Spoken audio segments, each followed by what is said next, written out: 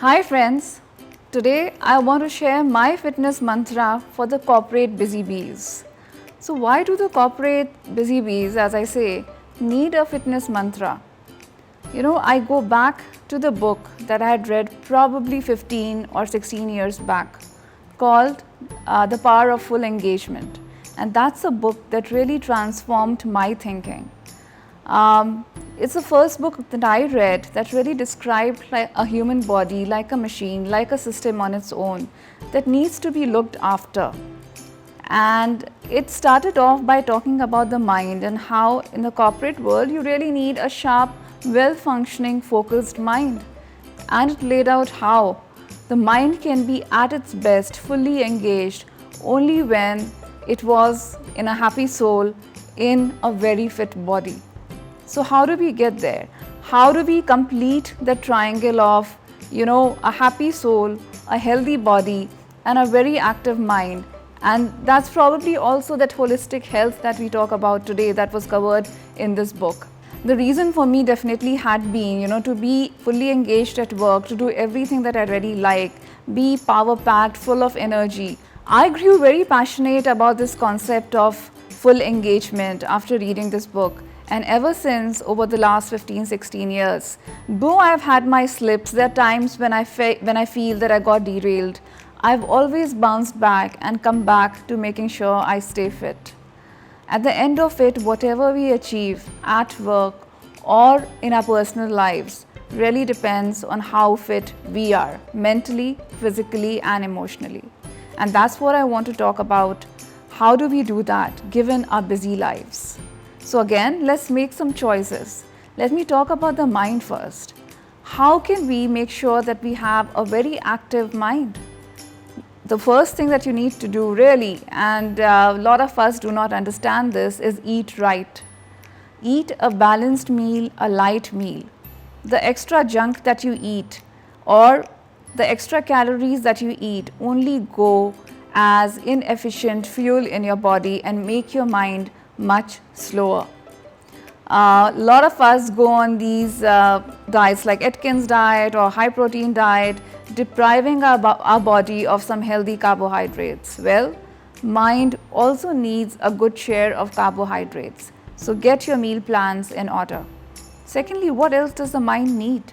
It needs a lot of interesting situations. So surround yourself with them. Mind cannot function when there is stress. So stay away from stress. And yes, mind needs a lot of oxygen. So breathe right, breathe deep, take those breathing breaks, and most importantly, exercise.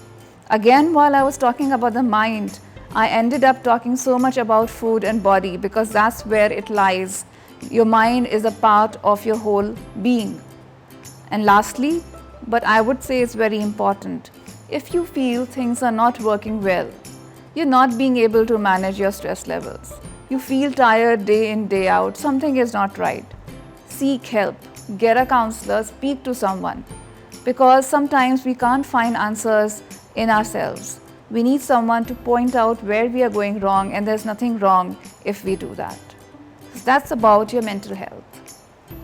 Now let's move on to something that we all really believe we invest in, our bodies.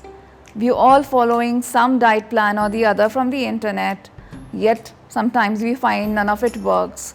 We all engaged in some kind of gymming, or so we've at least invested in a machine or two or taken a few memberships, but not stuck to it. So how do I do it?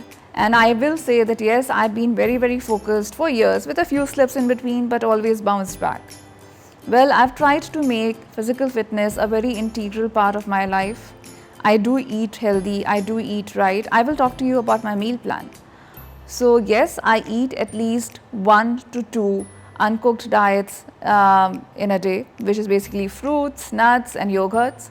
I eat a completely balanced lunch, an Indian lunch which includes salad, dal, roti and vegetables, or if it's a continental diet, some protein with a little bit of healthy carbs. And 1 or 2 indulgent snacks in a day. And that's my soul food that makes me happy. I don't eliminate that. But what I do with it is I keep my calorie count in balance. I've always been using my Fitness Pal, which helps me balance my calories and my output. I do go for long walks almost every day. I walk 6 to 7 kilometers a day. And how do I do that?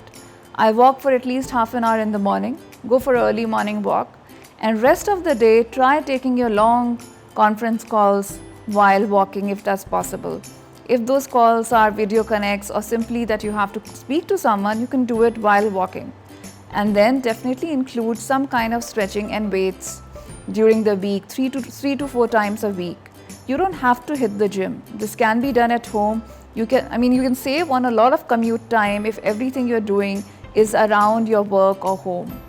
And that's how a busy corporate bee like me and like you can really make it happen. And then let's talk about our soul. Our whole being and existence. It thrives when you're happy. And how can you be happy? Simply by creating happiness and not looking for it. Create happiness in your house. Create happiness at work. Have some laughing moments around you. Try to diffuse the stress if you come across it. Stay away from negative people. Wherever you are, even at work, there are a lot of people who thrive in negativity. Run far away from them.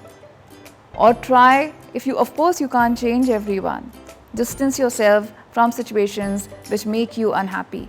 Even if it's your workplace, if it's making you unhappy day in, day out for several weeks or months, it might call for a change. Think about it. At the end of it, happiness is what makes everyone healthy. That's what drives your success as well. Invest in yourself. Read a good book. Watch a nice movie that will recharge you. At the end of it, really look after yourself. Because your family is going to be happy only when you are. You'll be successful at work only when you're fit and happy. And that's why it's extremely, extremely important for corporate bees like us to stay fit. So cheers to that.